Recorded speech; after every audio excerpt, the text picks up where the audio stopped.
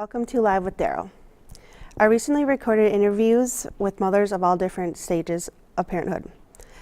Aside from being a full-time student, I am a mom of 2 toddlers. As mentioned, I conducted interviews with 3 mothers of all various stages of parenthood. A few weeks ago, I recapped my interview that I did with a mother to 3 adult children. Today, I will be recapping an interview I did with my coworker, Trista. Trista is the assistant administrator at Big Bear Media. Before I go on, I must put a disclaimer on the audio. We had technical difficulties when I recorded this in November. Only one audio mic was working, and you may hear my voice agreeing or talking into the audio. Moving along, Trista is a mom to a 6-year-old son. And one thing we bonded over is what it's like to be mom to boys. As for myself, I have 2 little boys, 1 and 3. And I love being a mom to boys because I obviously don't know any difference. My 3-year-old has taught me so much about pretty much anything, dinosaurs, construction cars. And being like a girly girl, I obviously had no interest in any of that as I was growing up because I didn't have to. But in order to play with him and learn his interest, I had to take the time to learn. So I teach him how to be a wonderful and kind human, and he teaches me about dinosaurs, planets, cars, etc. I shared a story in the interview that I was playing with my son, and I had mentioned something about a red car. And he had corrected me and said that it's not a red car, that it's a red hot rod. He's also very big into Sonic the Hedgehog currently, and I also had to learn everything about Sonic. Sonic's abilities, the characters, the game itself, and the movie is always just playing in the background every night. So now we will listen to Trista's take on the topic. So this is a fun question because I already knew this about myself before I had kids. I was an older cousin. Mm-hmm. So my young cousin, when she was a baby, she's in her 20s now. But when she was little, she would always want me to play with her because I was the closest one to her age, which is still a huge gap because I'm almost 40. So she would always want to play with Barbie dolls, and I would have no concept of how to do imagination play, which I feel like is something girls are usually good at, but I just couldn't do it. So she would have her little dolls and be like, oh, we're going to go do this and blah, blah, blah. And I would just be like, okay, and I didn't know how to play that. I didn't know how to have that, we're going to make up stories, because I feel like that's how girls play. Right. They have their dolls and they make up little social situations, which I'm terrible at. I'm a very socially awkward person. So when it came to my son, when he's just like, hey, we're going to play dinosaurs and a meteor's coming in, I'm like, yes, I'm on board. I understand this. There's a threat. We got to get away from it. I totally get it. But he, in a lot of his plays, it's all, I don't want to say it's competition-based, but it's there's an end in mind that he has that we have to get to, which I'm just yeah, I understand that. Those rules are very clear to me. And he got into video games. So that's another thing where it's yes, I understand how this works. So if he's playing Mario and he gets stuck, I'm like, oh, easy peasy. I know this level. I can help you with this. So playing with him has been a lot easier than what I had anticipated, because that was probably one of my biggest apprehensions. Was when he gets older and he's an only child, we're his playmates, and I suck at that. So how are we going to do this? And so far, it's been okay. And I'm in the same boat where it's I recognize what these dinosaurs are. I don't know if I can pronounce all the names, but I know that that's the one that likes to eat grass. So before we continue, this segment is sponsored by Big Bear Media. Big Bear Media is a tribal multimedia company that specializes in everything multimedia, from printing, mailing, journalism, graphic design, to tourism. Big Bear Media is located across the street from NWTC at 2701 West Mason Street, Green Bay, Wisconsin. Big Bear Media is a tribal multimedia. Another topic that we had covered was what we do to take time or have time for ourselves. I shared in the podcast with Trista that my only time I get to myself is either going to work or class. Otherwise, I am with my boys full time. But I am extremely fortunate that my best friends enjoy my children and spending time with us. And although those weekends are few and far between, those weekends are my favorite because I get the best of both worlds. I get to see my friends and hang out with my friends while they also get to play with my children. And it's one of the most rewarding things to see is my children interacting with my best friends. And Trisha shares her favorite activities, so let's take a listen.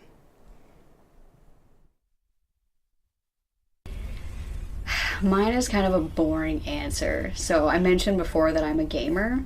And so my time for myself is like I don't have to go anywhere. I just go into my office. This is funny because we have a room in our house that's like the office. I'm air quoting. You can't see that on a podcast, but it's an office where it's where me and my husband have our game. We have a double desk where I have my laptop and he has his computer. So essentially, I just go into the office and play a game, and it's just like everybody leave me alone. I put on my noise canceling headphones. Nobody talk to me. Solve your own problems. That sort of thing. But it's funny because I had a bout where I worked from home for a while, and my son started calling our office mommy's work, which I'm just like, oh, that's so cute, and also makes me feel a little bad that you call one of our rooms in our house mommy's work. So, but he knows that, like, if I'm in that room and the door is closed, he has to knock before he comes in, and part of that is just because, like, if I'm playing a game that's scary, I don't want him to see what's on the screen. So I'm not ready to have, like, conversations and his, for his nightmares for things he's seen in a video game. But that's usually what I do. Or, like, a shopping trip. A quick shopping trip where it's like, no, I'm going to leave you here and just run to Target we need toilet paper. It's funny because, like, we just had this conversation with my husband. Both my husband and my son are little copies of each other. Like, they look exact. Like, if my son were to get lost in Target and his dad was in the same store, somebody would be like, this child belongs to this man, because they look exactly the same. But they are the exact same as in a store as, like, they have this unawareness of, like, being so inconvenient to people around them. It just figuratively kills me to go to a store with both of them. My soul just dies a little bit because they just meander around the store. They're oblivious to being in people's way. It's just like, honey, the woman behind you is clearly waiting for you to move so she can get whatever oatmeal you're just standing in front of because you don't know what to do. It's just a nightmare. So I'm just like, I don't want to take either of you with me when I go shopping. And if he's like, oh, we're going to go grocery shopping, I'm like, cool, I'm going to stay home because I don't want to be associated with you in your store nonsense. One thing that Trista mentions in the video is Target or solo shopping trips, and I have to agree, the perfect little getaway, if you need any time, is to go on a shopping trip by yourself. But with that, I want to thank Trista for sharing her story with me. I want to thank Big Bear Media for sponsoring today's live segment. And thank you to the viewers for joining in, and I will see you in a few weeks. Thank you.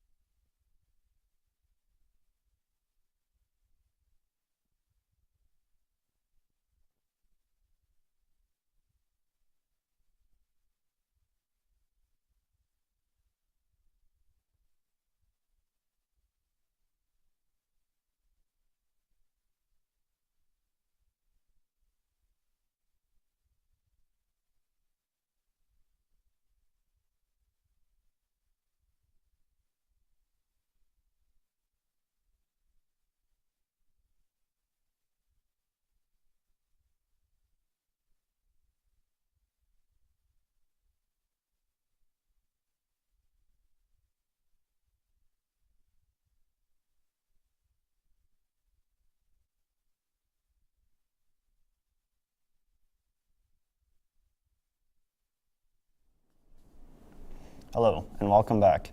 Today I'm going to be going over some of my preferred ski hills here in near Wisconsin.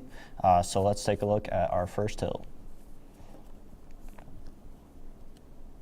So the first hill we will be taking a look at is located here in Wausau, Wisconsin, Granite Peak.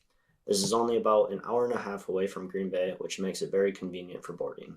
It makes it easy to get here for night skiing, and you don't have a far drive in the mornings or on your way out, which is always nice. Granite has an elevation that is just shy of 2,000 feet, which offers a nice 700-foot vertical drop, which is halfway decent for Wisconsin. Across the mountain, they have 68 trails available, giving you access to 400 acres of land to ride across. Other than that, Granite is a super nice hill, ranging with a bunch of different level terrain, which makes it a good hill for learners. They have a good variety of trails, ranging from long, easy blues to nice steep blacks.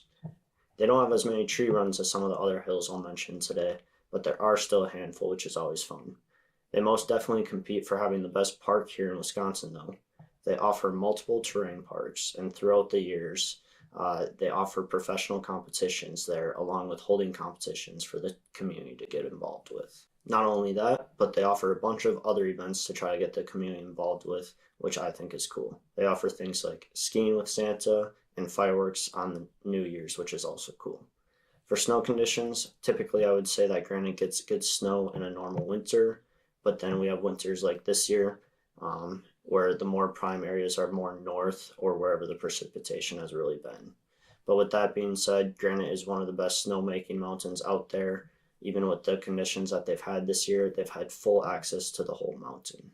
They have a ton of new snowmakers with better technology now, which helps produce a ton of snow compared to some up north currently with half of the mountain open.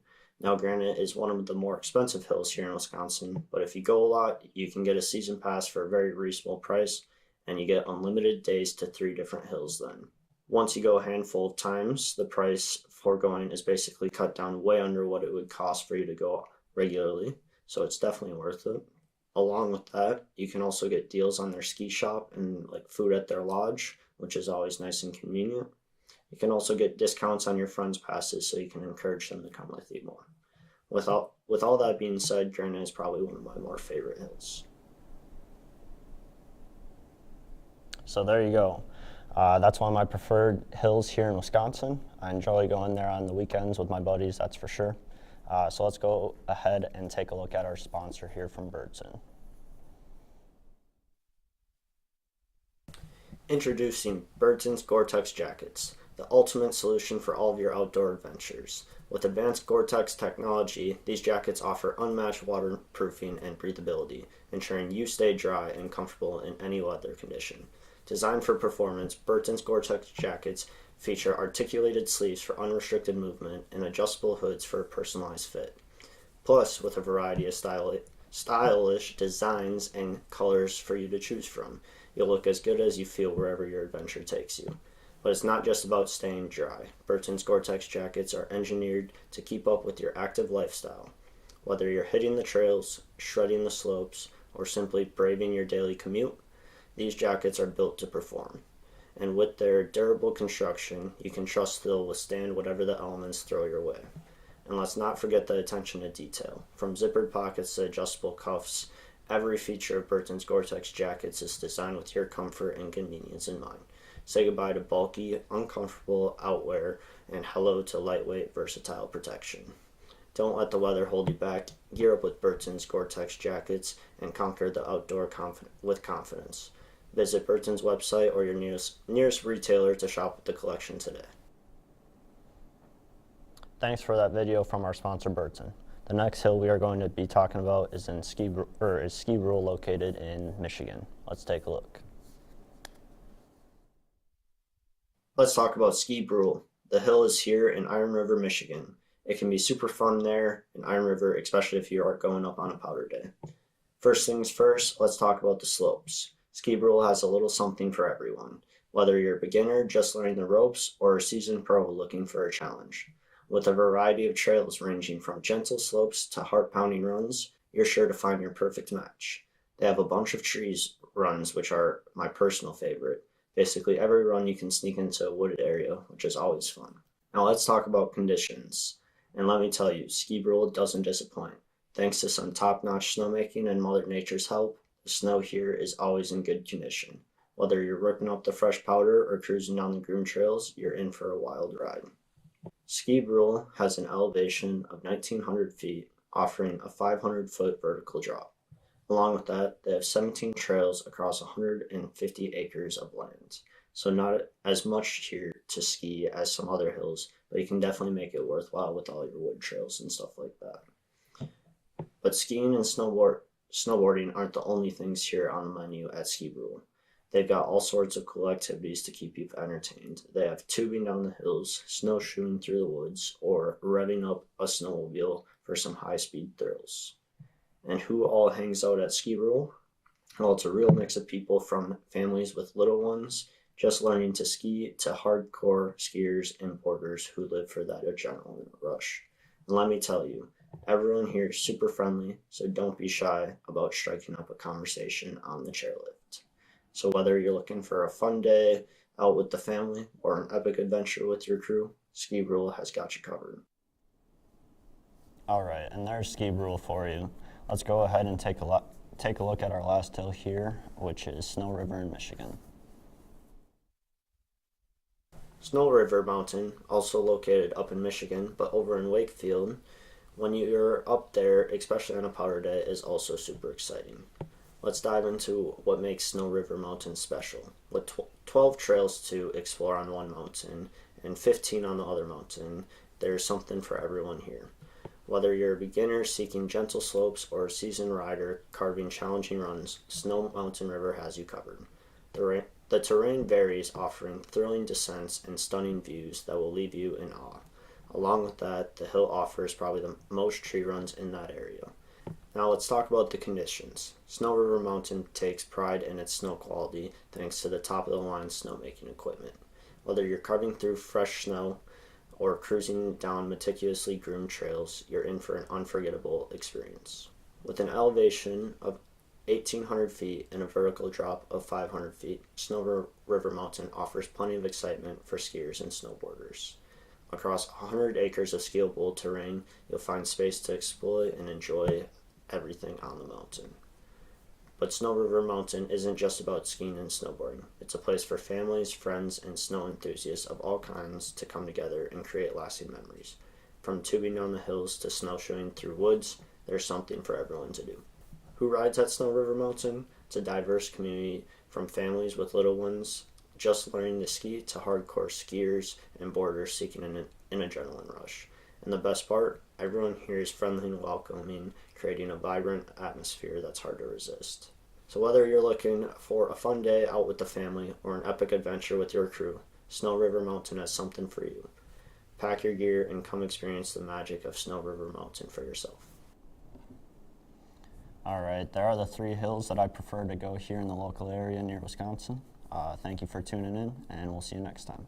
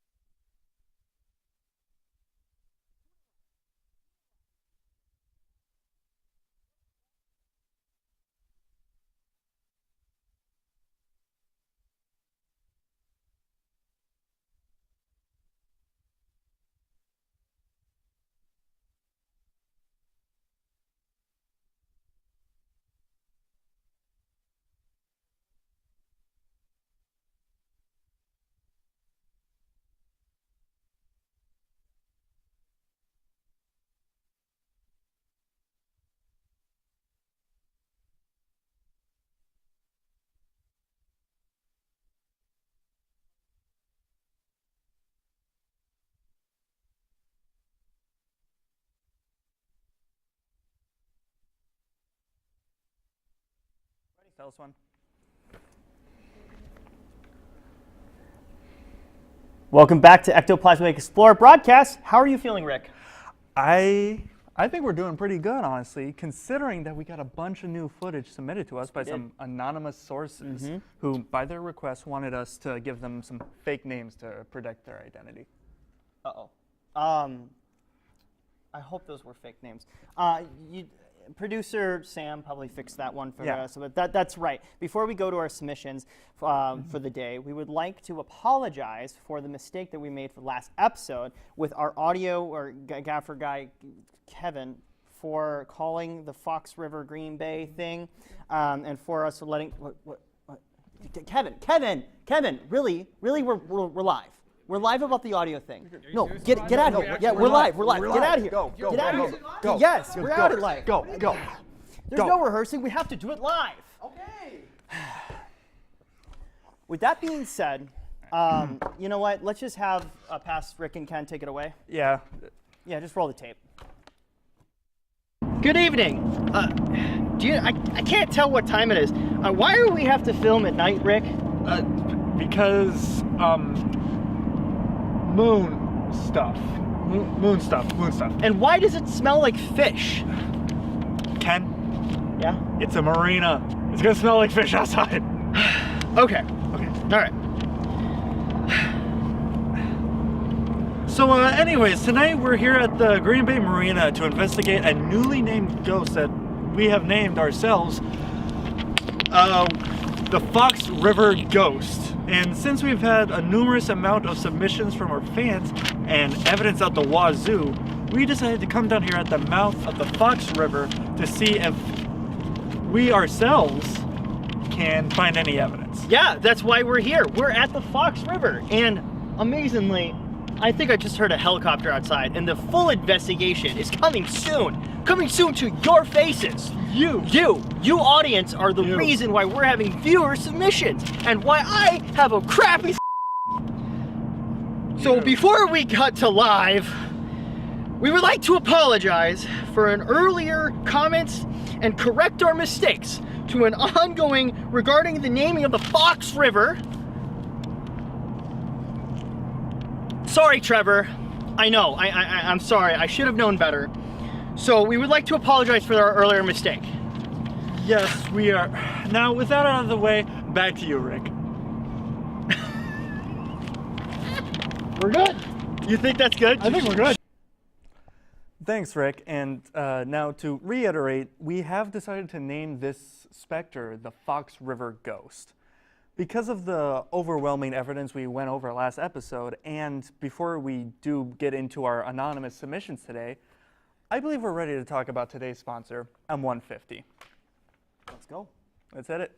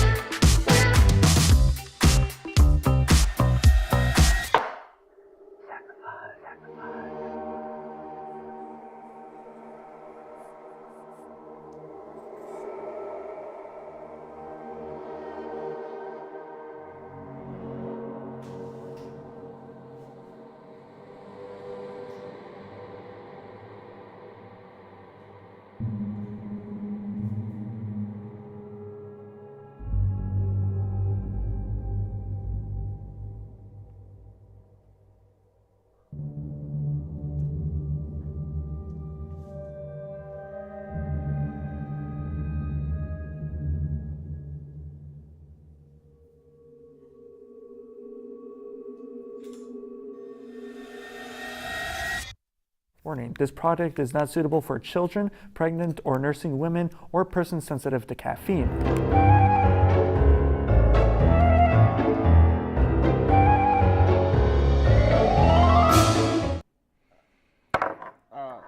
We thank you, N150s, for sponsoring today's broadcast. Yep. And thank you, Jackson Parker, for our first submitted video of the night, in which he was on his, his nightly jog when he saw a ghostly figure in the middle of the street.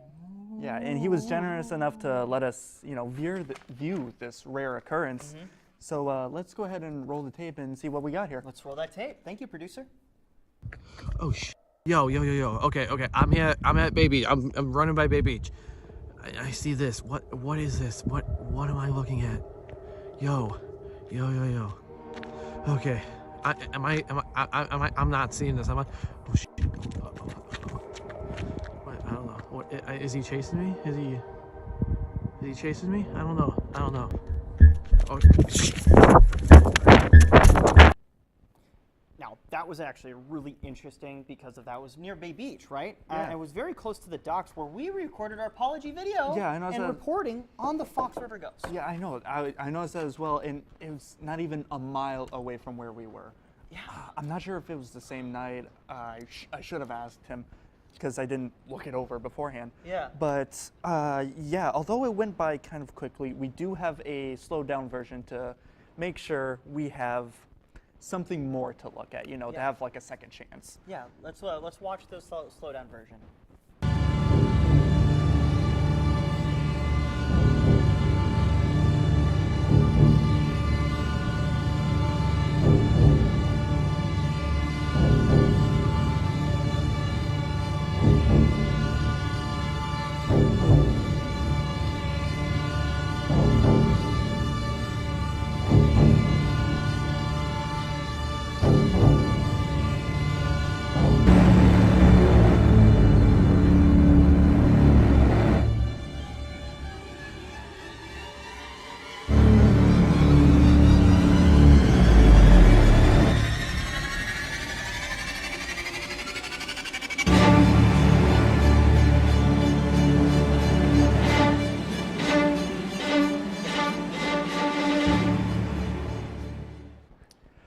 Now, I don't know about you, but that actually sent chills down my spine. Yeah, very, very ghostly figure absolutely. standing right there right near Bay Beach. So I can agree with you right there that apparition began to chase Mr. Parker away. And I mean, Really? with that. Wait, hold on. Wait, what? I just got word from our producer that Yeah. we're not the only ones that Jackson Parker had sent that clip to. He actually sent it to a local news station. Yeah. And they covered it. Meanwhile, can we pull up that video real quick? Yeah. Yeah, can we? Oh, we Yeah, can? yeah, Nice. yeah, Sweet. thank you. All right. Thank you. Play it. Yeah, roll that clip. A suspicious death is being investigated by police on the city's east side tonight. Police say that they were dispatched to a missing person call this morning at 8:30 for a 19-year-old man. Within a few hours, they found the 19-year-old's body. Anyone with information is being encouraged to call police or Crime Stoppers.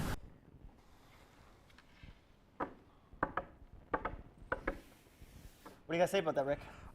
I mean, it's unbelievable. We actually have a connection as to why there's a ghost roaming the area. Yeah, they say we have something to connect the sonic, appearance to the Fox River ghost.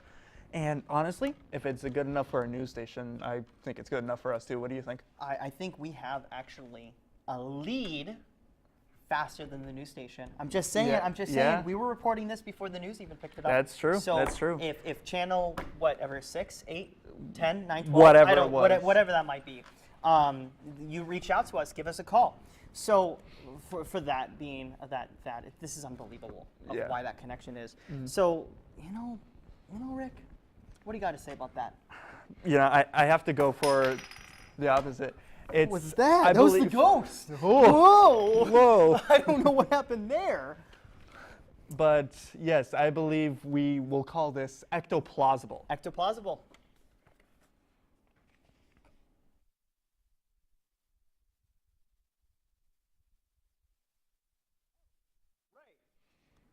Right.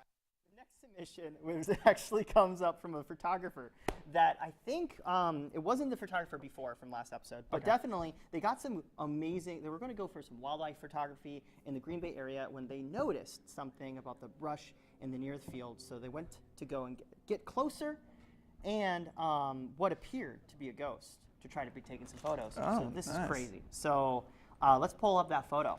What do we think about that photo? All right, let's pull it up. And wait a minute. Whoa. What are we seeing there? What are we seeing there, everybody? Okay, so, I mean, we're supposed to be like experts on the ghosts and all. Right. That looks to be like the same, like the same shape of the Fox River ghost that we were covering earlier.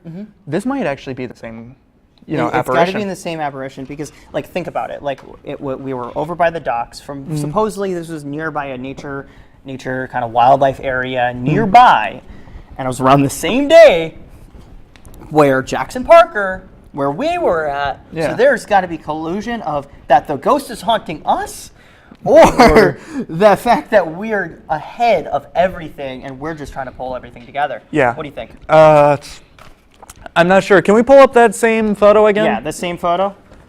Yeah, just get a. Yeah, that's okay. Yeah, that's beautiful. Yeah, I see that's great. I see the lake in the background there with city lights. So that's really close to the bay. That's got to be nearby the Green Bay, It Yeah, might be near the Fox River, and so that would be perfect. So now they just didn't give us one photo. Yeah. They gave us two. Okay. So let's check out that second photo out there. All right. Oh. So same thing. It looks to be a bit brighter outside. Brighter? So yeah, it is. Yeah, so maybe that was like earlier in the day when they filmed it.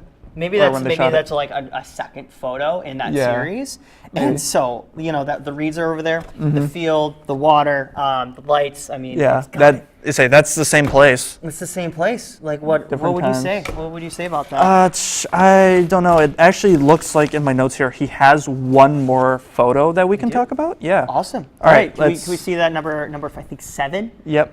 Oh, What? now that okay. What is that? That scene. That is. Okay, so there's always, different types of ways that the ghosts can, present themselves. You can have, like the apparition that we've been seeing this whole time, or if it's leaving a place or moving, it can be, kind of wispy, like what we just saw right there. Right, like a smoke. Yeah, like a smoke. You think it was the smoke monster from Lost? Maybe. Okay. I've never seen that movie. That would. Well, it's a show. So. What? The smoke monster is in the show, The Lost, 12 episodes. And it looks like it was glowing almost. Yeah, it's got that weird greenish tint. So maybe we have to watch out for that if we have more viewer submissions like you. Yeah, you. And so what would we say from this series? We didn't get the photographer's name, did we? Let me check back my notes. Yep. Did we? I don't think we got them to. No, we did not get that. So No, thank you so didn't. much for anonymously. Thank you, John Doe or Jane Doe, perhaps. To just send us these amazing evidence of the Fox River Ghost. What do we say? So what do we say? Oh, wait, hold on. We got one more video, I believe. We do? Yeah, from the same photographer. Right. I didn't see that. Yeah, It's just in okay. fine print. All right, so let's pull up the 8th submission from the same photographer. Yeah, you got that number 8? Whoa, what is that? Oh, Jaden Miller. Jaden Miller. Thank you, Miller. producer, Okay. for putting that up on there. Yeah, that thank was you. really nice. So thank you, Jaden Miller, actually, for sending that. Now, wait, look. Whoa, what's happening here? So, okay, so hold Did up. that just cut out? Hold on. Yeah, okay, so it seems the ghost tried and apparently successfully tried to corrupt the video file. And I'm guessing, I don't know. It took a while for the footage to. Sorry, I thought. You okay? I'm okay. Okay, all right. Yeah. I'm looking out for you, man. Thank you. All right, so. I thought I saw something there. The apparition. Yeah. Okay, so it seems like the ghost was trying to corrupt the footage, like I was talking about before. But since it appears to be not that old, like it's a very recent ghost, it might not have that much power yet. No. So it might be getting angry that we're following it, or something is, because, we just watched that video. Yeah, it was corrupted. It's corrupted. So what do we say about that? I say ectoplasmal. I mean, the video itself was tampered with. Ready? Like, come on. Yep. 3, 2, 1. Ectoplasmal.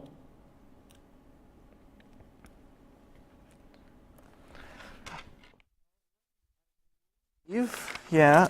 All right. I believe that is the end of our submissions for today. Yeah. It was a really dry, like, we had a lot of grouped evidence, but it looks like we are having the series of evidence happening right now. Yeah, so we're absolutely. very, very excited about what's happening next. In the next episode, in 2 weeks. Yeah, in 2 weeks. In 2 weeks, we would love for you to, submit your own videos, photos, maybe. Yeah. So everybody, this was Ectoplasmal Explorers. Ectoplasmic. Yes. Plasmic. All right. Plasmic Explorers. I need to remember. I have so many shows that I have to do. Every day. I know. It's great. And anyway. Kevin, you're fired. And we'll see everybody next week or in 2 weeks. Kevin. Kevin.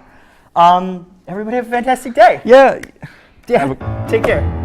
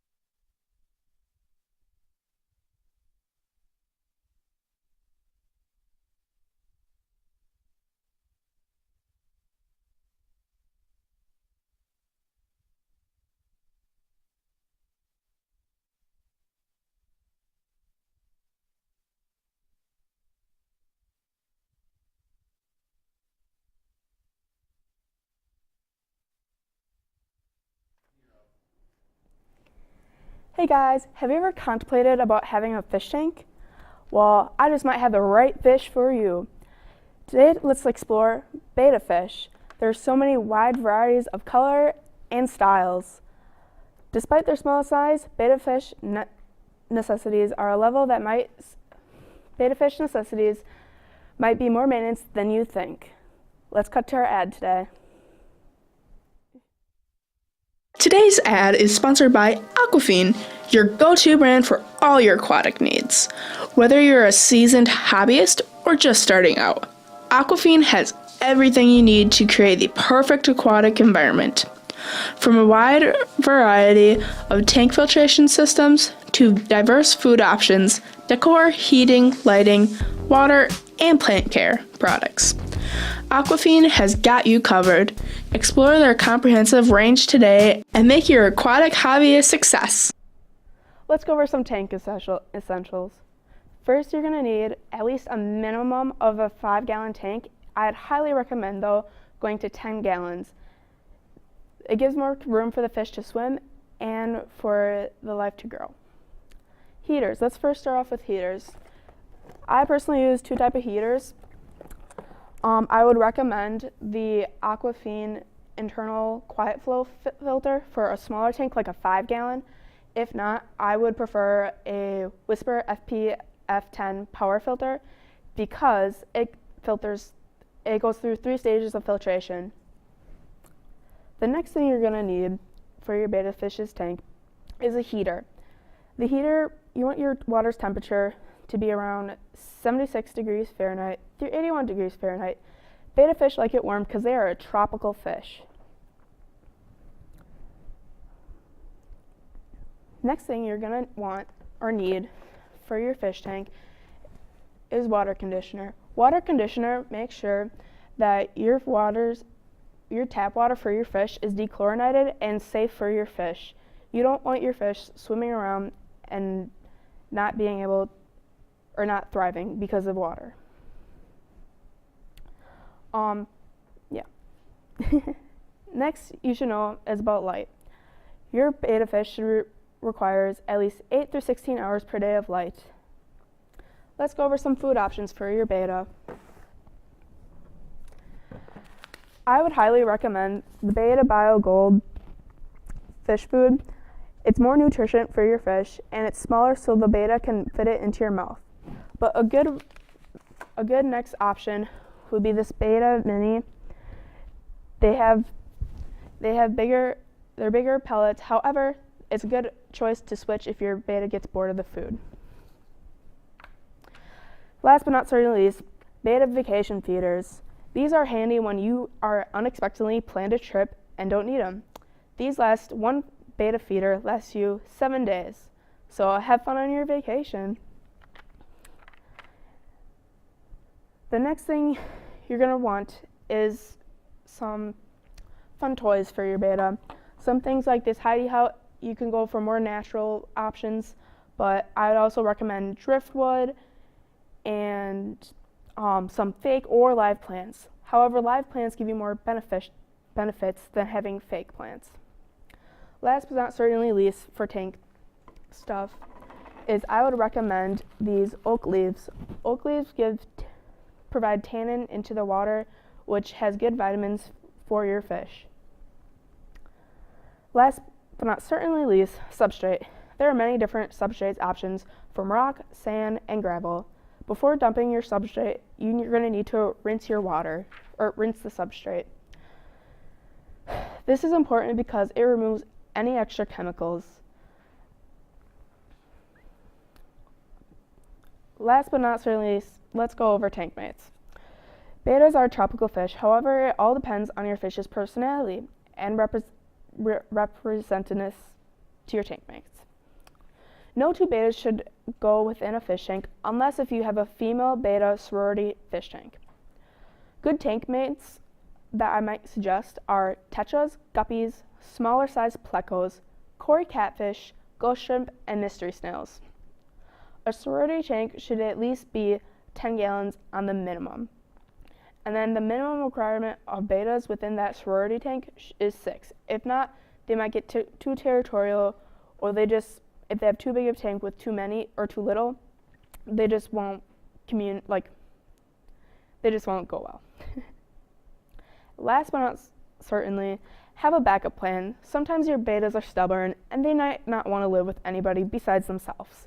So make sure you have a plan before you're getting your fish a friend. Maintenance. Let's go over some maintenance. You should be feeding your fish roughly 2 to 3 pellets per day. And once a week, you should be doing a 25% water change. This ensures that the bad waste goes out and that the good bacteria stays in.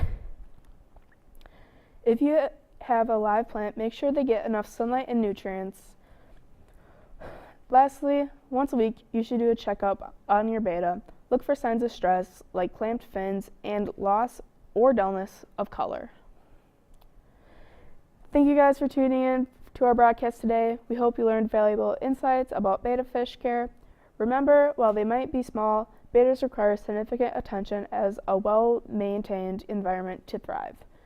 By keeping their water warm, clean, and providing them with a high-protein diet, you can ensure your betta fish lives a happy and long life.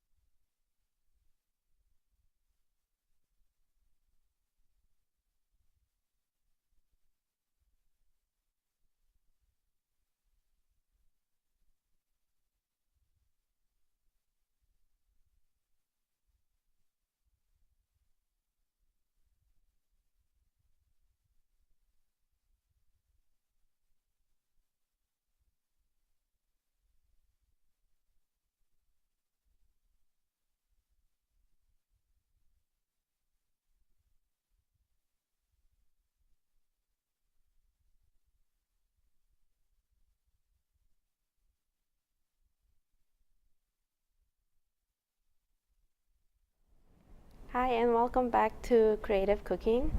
I'm your host Patricia, and today we are gonna make crepes.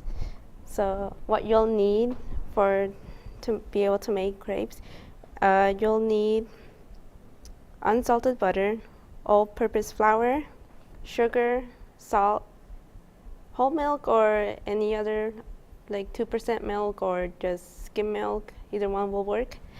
Water, warm water, 2 eggs, pure vanilla extract, and you also need cornstarch, water, frozen strawberries, and yeah, that's all you'll need.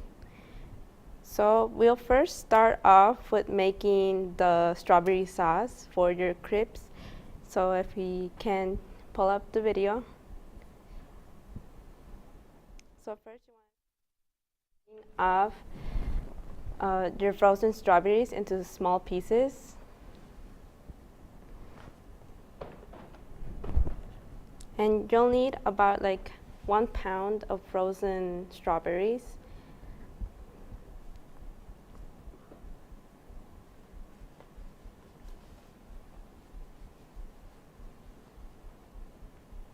Next, we'll make our little mixture of cornstarch. You'll need 1 tablespoon and about 45 milliliters of warm water, and you just have to mix it together. Now we're gonna pour in our mixture of cornstarch and water into our pot and put our frozen strawberries in, and you'll need about 1/4 a cup of sugar. Next, we are going to mix it all together so it gets all in there. And now we're gonna turn up the stove for up to medium high temperature. And we're just gonna start mixing until we get like a watery consistent, like so. And now we're just gonna let it boil until it shimmers. Once it starts shimmering, just give it a small mix, and then we just turn off the stove and just leave it on the side to cool down. And next, we are sponsored by J-Lab earbuds. These are good earbuds. If we can show them. They are it's very slim, so that way it can fit inside your pocket or anywhere. They last up to 32 hours, and it's really cheap. And if you're looking like for cheap earbuds, these would be one of them because they're really good. They last up to 32 hours, and they're about $25. Not including tax, but they do last for a while, and it can go up more with the charge. So next, we are going to go start with our mixture. What you'll need is 2 eggs,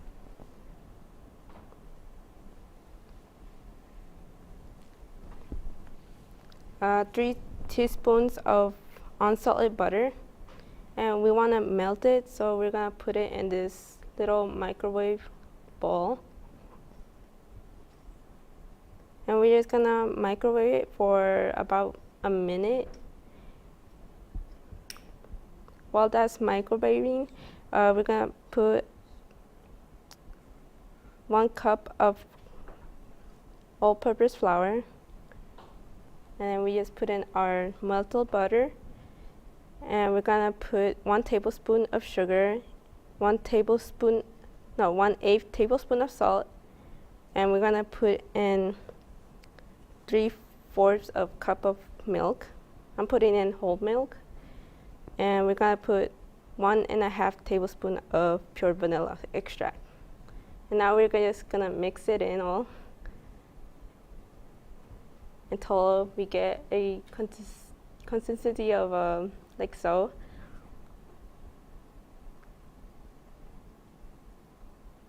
You want to make sure there's no clumps.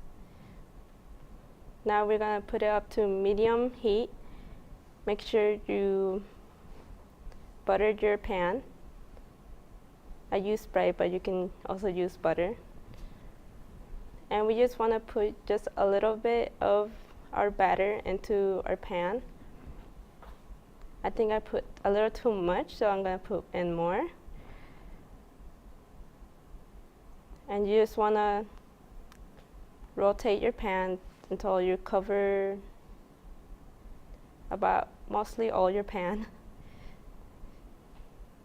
Now we just like cook it for like about 45 seconds actually.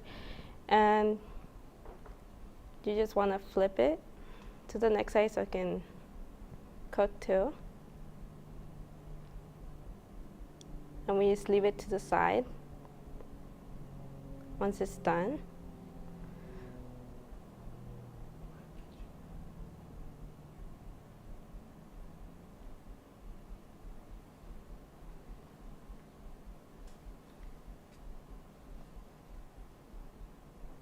You want it to have it like a nice crisp brown on both each of the ends.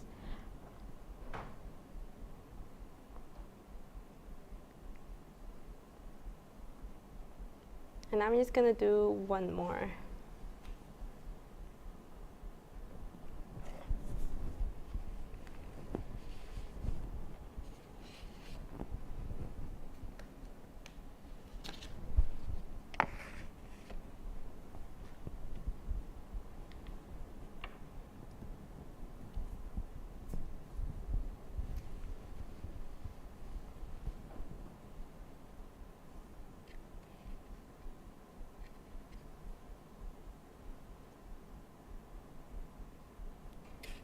Alright, next I'm gonna show you how to decorate them.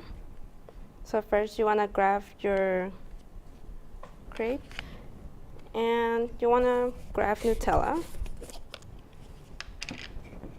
and you just wanna spread it first.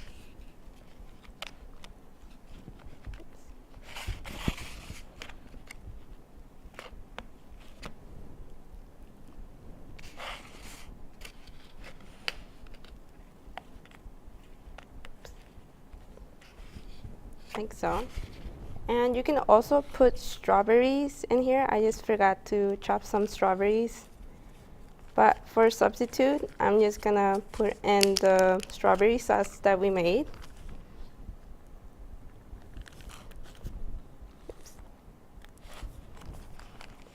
Right. And what you want to do is just to fold it like this. And then you can just turn it around like that. And then we can put more strawberry sauce on top.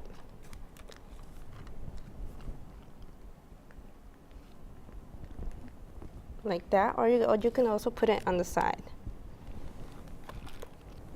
And then for a topping, I'm gonna put this Real Whip light cream. It's maple vanilla.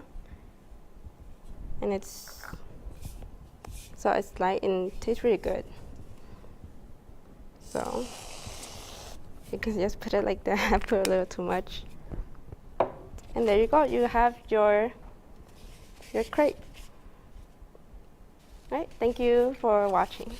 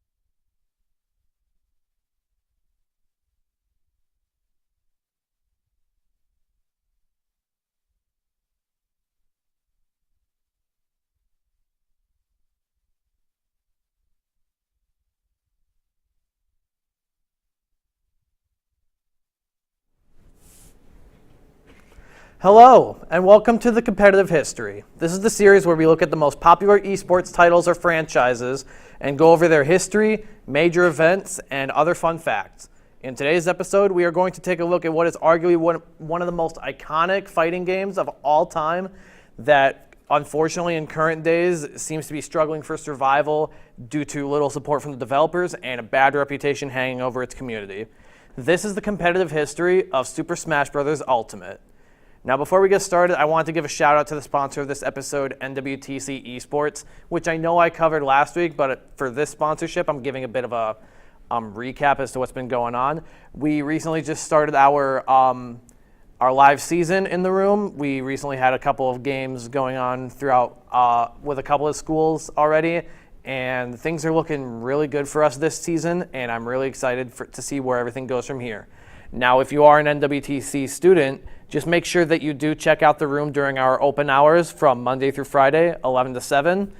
And during those hours, you're able to come in, just play, make some friends just on a complete casual basis. And if you do want to go further, just talk to one of the work studies in the room. Thanks again to NWTC Esports for sponsoring this video. And with that out of the way, let's start at the beginning of the story. Now, the Super Smash Bros. Series is widely regarded as one of the most famous video game franchises of all time. From humble beginnings to modern-day juggernaut releases, the franchise is beloved by many players, and as such, those players want to compete with each other to see who is better at the game. The series debuted in 1999 on the Nintendo 64, but it was 2001's Nintendo GameCube title, Super Smash Bros. Melee, that caused the series to skyrocket in popularity. I could probably go on for hours talking about Super Smash Bros. Melee's legacy and how that influenced the esports genre as we know it today, but for this episode, we're mostly just going to be focusing on Super Smash Bros. Ultimate and its life cycle. Now, Smash Ultimate's story begins before the game even was revealed, as the game was rumored and discussed when the Nintendo Switch launched in March of 2017. The game was then officially teased on March 8th, 2018 at the end of a Nintendo Direct, which ended up being fully revealed on June 12th at E3 2018. To say that the community was excited was a bit of an understatement, as the hype level surrounding this game was unlike ever before seen in pretty much any game ever, as Super Smash Bros. Ultimate confirmed that every single fighter from every previous Smash Bros. Title will be in the game on launch, including characters that were once DLC, characters that only appeared in one title in the past, and also including brand new characters that add on top of the existing roster. The lead developer of the game and the main face of the series itself, Masahiro Sakurai, has stated in multiple press releases and interviews surrounding the game that it was the biggest challenge gathering every single fighter from past releases. As the series primarily features Nintendo characters from Nintendo games, there are also characters from other franchises that Nintendo do not own as crossover characters. And as a result of that, these characters have special legality issues and other licensing issues that if negotiations were to fall through, a certain character could not appear in the game. After months of trailers, teasers, and early previews, the game was finally released on December 7th, 2018, which garnered Nintendo record sales and the community embracing the game immediately. However, DLC and future content updates were confirmed way before the release date, with Nintendo debuting the trailer for the very first DLC fighter, Joker from Persona 5, as a surprise announcement the night before release at the 2018 Game Awards. So now that was just the launch of the prehistory launch of the initial launch window of the game. And it should go without saying that Smash Bros. Ultimate was the biggest and most hyped up release in the gaming scene that specific year. During the initial launch window, many local tournaments popped up. Professional players put tier lists out as to which characters were best in the game, and the community was grinding out training mode, trying to optimize each character's potential in competitive play so that they can bamboozle their opponents online in stylistic ways. So just keep in mind, though, there was about 70 characters in the game on launch, which is way over the record of like previous fighting game roster sizes, as this was like the biggest roster count in a fighting game pretty much the whole whatever. There's a bright future ahead for the Smash Brothers competitive scene, and with content updates and balance patches coming soon, things were starting to look really good for the community. But one character in particular was about to steal the spotlight in style and with meta-breaking force.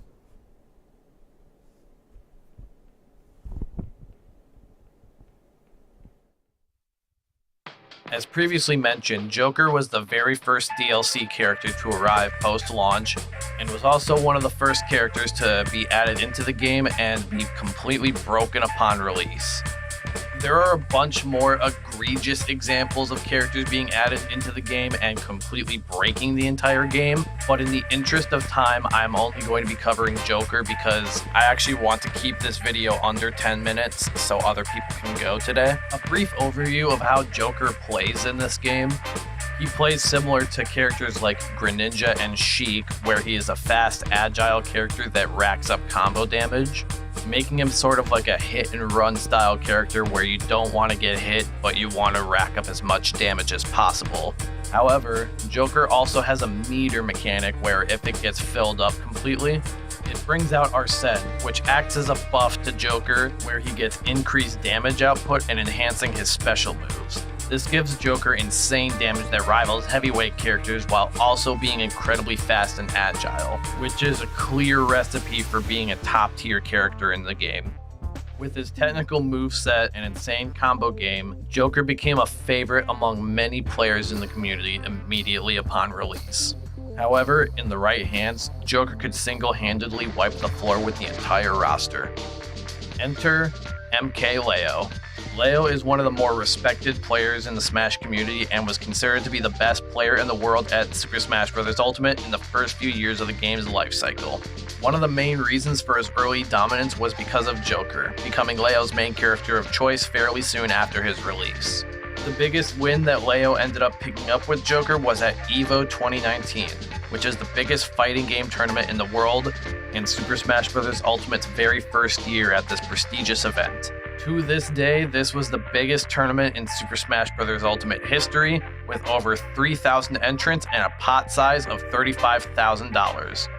In the grand finals, Leo managed to win a reverse 3-0 set against his opponent, top player Tweak, in one of the most legendary sets of Super Smash Bros. Ultimate history, and as a result, proved that he was worthy of the title of the best Smash Bros. Ultimate player in the world.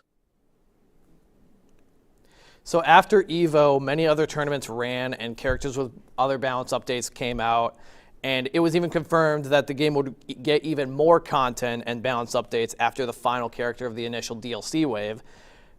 So things were looking really well. However, the world soon entered the COVID-19 pandemic, and the Smash community was about to face a myriad of changes following the lockdown's initial wave.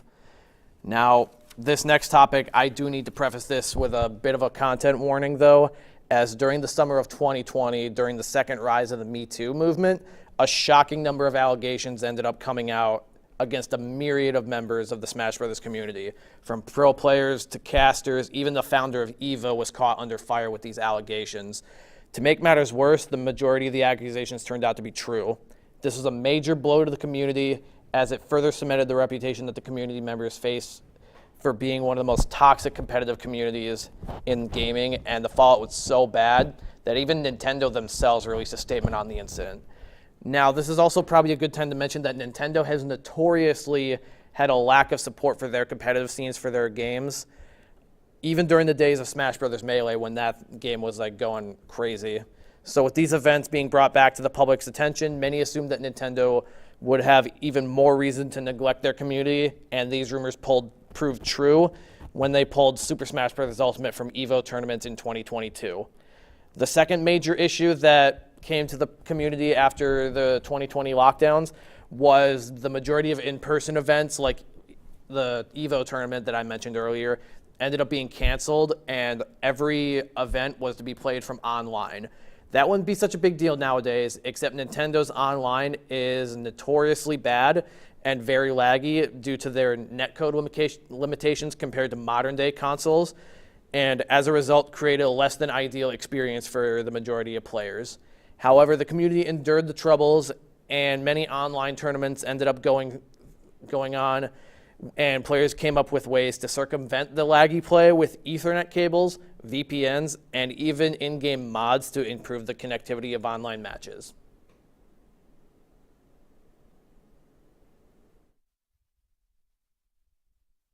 Fast forward to October 2022, the final content update came out for the game, which received the final balance patch.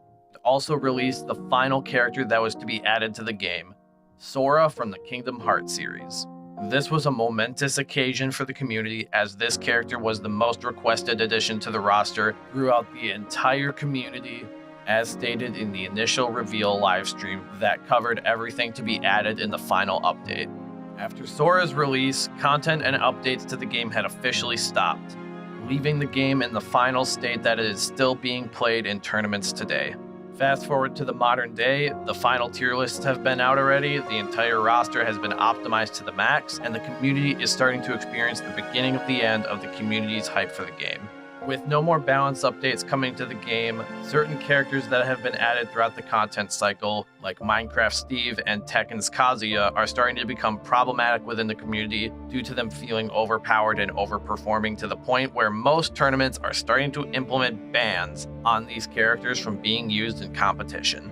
Because of these concerns, lack of official support from Nintendo, and the fact that a new patch for the game or even a new game entirely is unlikely for the foreseeable future, most members of the community have started to move away from the game, and fatigue is starting to set in, signaling the start of the decline of Super Smash Bros. Ultimate's competitive scene. Hopefully sometime soon, there will be a new game for everyone to explore, as Smash Bros. Ultimate has served a very respectable career as a competitive fighting game, perhaps even earning the title of one of the greatest fighting games, or just in general greatest games of all time.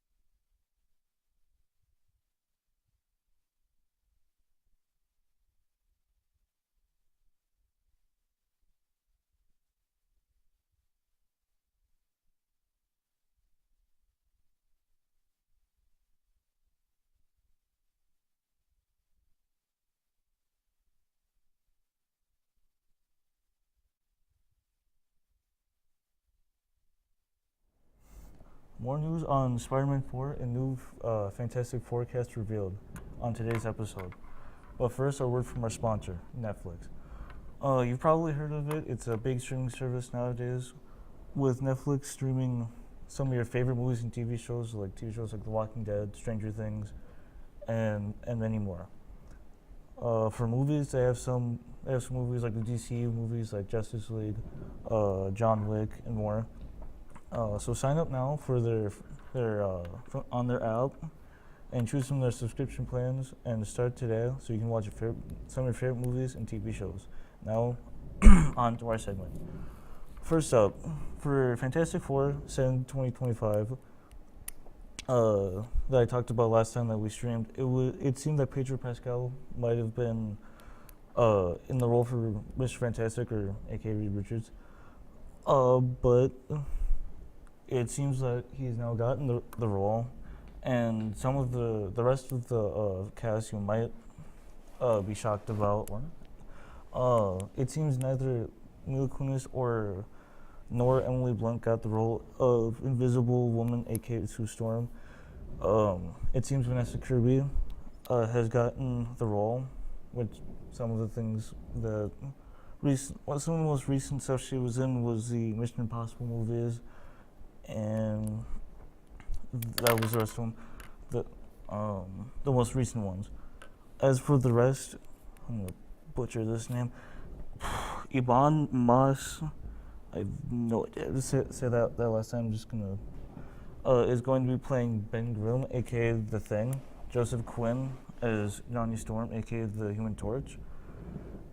And my thoughts on them are, I like it. I've seen some of the other cast members and stuff, but the Human Torch, I've not really seen anything. The guy is playing them, not a lot. So, with that, Disney has swapped dates with Fantastic Four with the Thunderbolts, and Fantastic Four is set to be in July of 2025, with the Thunderbolts not coming out on May 2nd, 2025.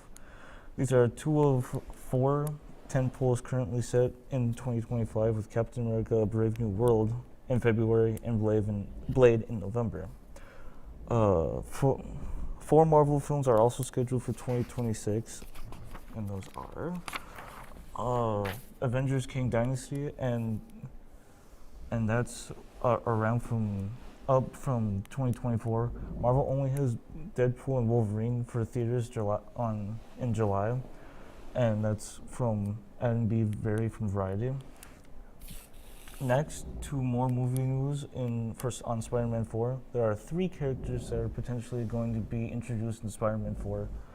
The first is Miles Morales making his live-action debut, as Spider-Man fans have been on high alert since producer Amy Pascal announced that Sony plans to have a live-action Miles Morales, which, if you didn't know, has been in animation since 2018 when Spider-Man Into the Spider-Verse came out. Then he came back last year with the sequel, Spider-Man Across the Spider-Verse, which are both very good movies. Miles will be back later this year in Spider-Man Beyond the Spider-Verse, which was unfortunately pushed from July 2023 to now March 29th, 2024, the spring of this year, because of the WGA and SEGA and AFTRA strikes. Now it looks like we may see him around the same time this summer, and if not, then we might not see him again until 2025.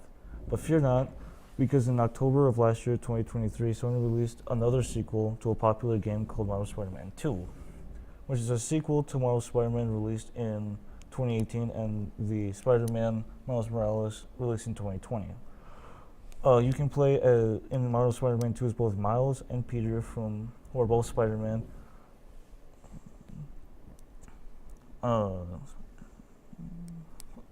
As both Spider-Man. I haven't played the game yet, but I have played the first one. I look forward to playing the sequel and the Miles Morales one too. Now on to the other 2, which are speculations. And if it is true, it could be really exciting. Those are Harry Osborn and Gwen Stacy. For Gwen Stacy, last time we saw her was in Spider-Man Across the Spider-Verse as Gwen Stacy from another universe, who became Spider-Woman, who was voiced by Haley Steinfeld.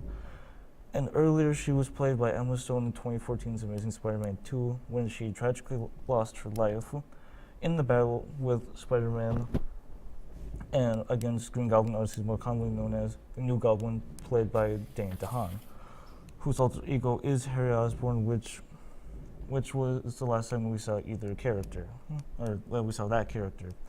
Well, the first time we saw either of these characters, and for Harry Osborn, he was played by James Franco in Sam Raimi's Spider-Man in 2002 as Peter Parker's best friend as he is in the comics, who would eventually become the New Goblin to exact his revenge on Spider-Man for killing his father, Norman Osborn, played by Willem Dafoe, who was the Green Goblin. Harry finds out also that Peter Parker, his best friend, was also Spider-Man. But Harry wouldn't become the new Goblin until 2007 Spider-Man 3, which also was the debut of Gwen Stacy in that same movie.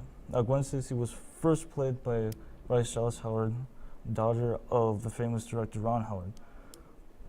To see them in Tom Holland's universe would be cool, and especially after Spider-Man No Way Home, when Doctor Strange casted the spell and made everyone forget who Peter Parker was. Now to the last bit of our segment, which for me is going to be very exciting.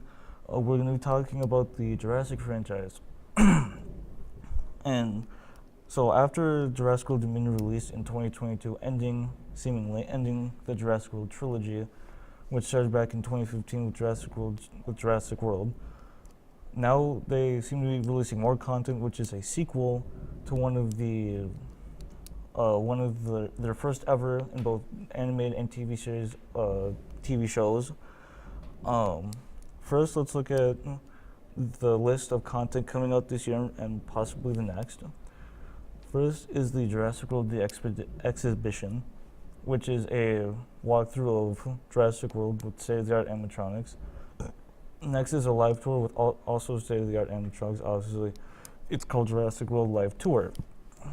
Next is the show I mentioned earlier, Jurassic World Chaos Theory, the long-awaited follow-up to the also previously mentioned Jurassic World Camp Cretaceous, which aired on Netflix in 2020 and had 5 seasons with an interactive game on Netflix, an interactive mode called Hidden Adventures.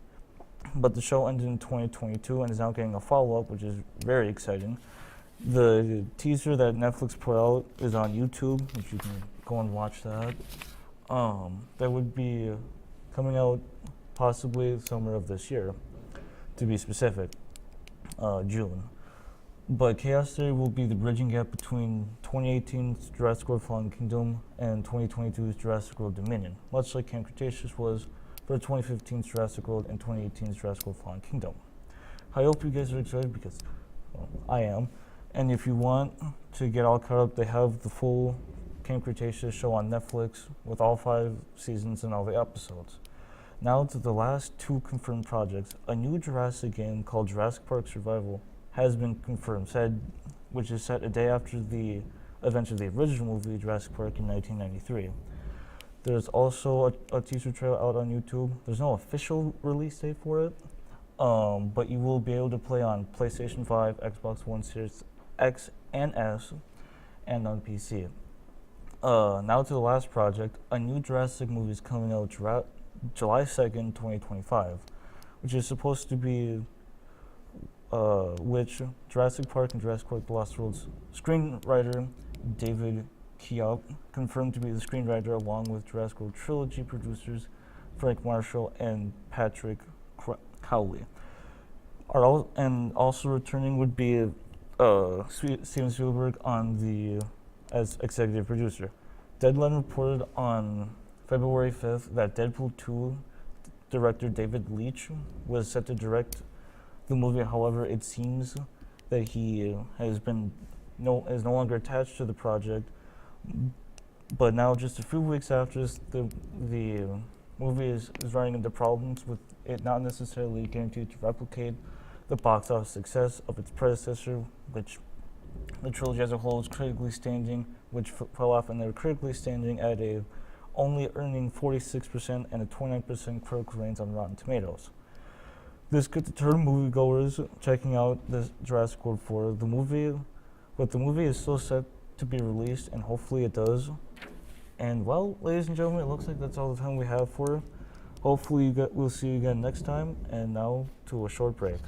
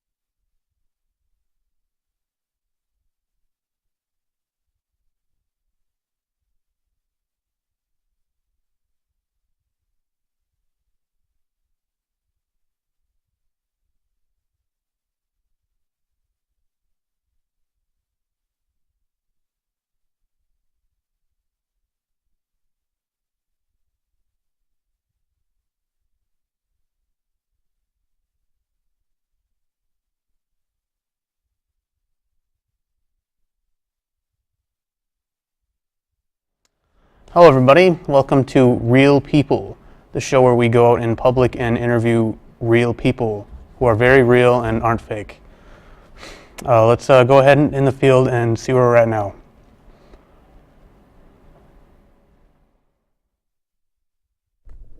Good afternoon, Ryan. I'm at Geezer Park today, and I'm going to be interviewing Mr. I'm sorry, what's your name?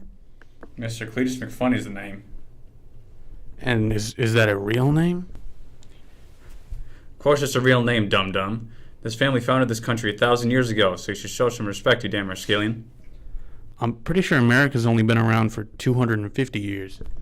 I know what I said. The government is lying to you. It's all a conspiracy. Anyways, this here spot is my safe haven. My great-great-great-grandpappy McFunny fought for these very hills you see before you. I'm sorry, isn't this a public park?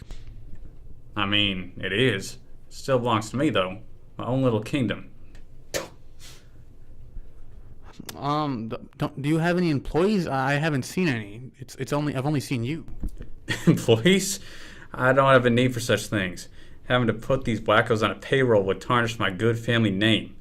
Heck, just last week, I had to separate a homeless woman from a school of ducks just because she thought it was a good idea to feed the homemade EMPs so I'll get rid of the government keeping an eye on us.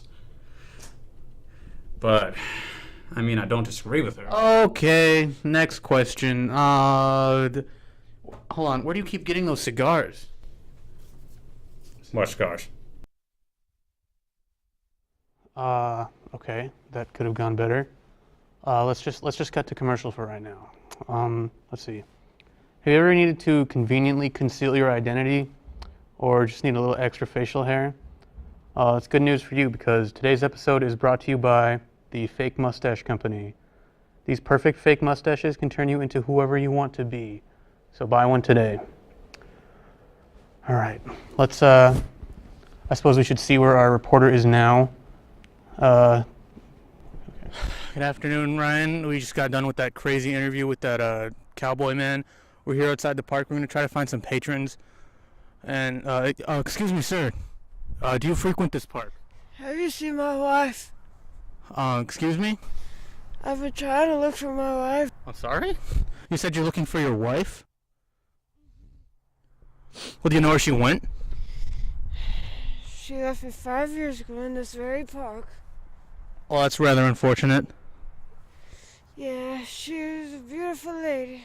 She was the love of my life. But deep down, she could still be a pain in my ass. So why are you looking for her here? It takes me back to my honeymoon. Sir? Where are you? Where am I? Where's Cheryl?